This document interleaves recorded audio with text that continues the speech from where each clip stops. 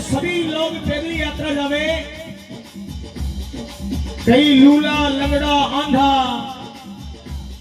तो आज हमारे घरे अवतार बाबा रामदेव जी महाराज आप भगता ने शामिल लेवाने जावे। क्यों?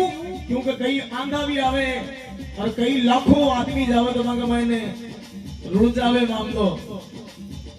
तो बाबा रामदेव जी महाराज किन प्रकार आपका भगता ने शामिल लेवाने जावे।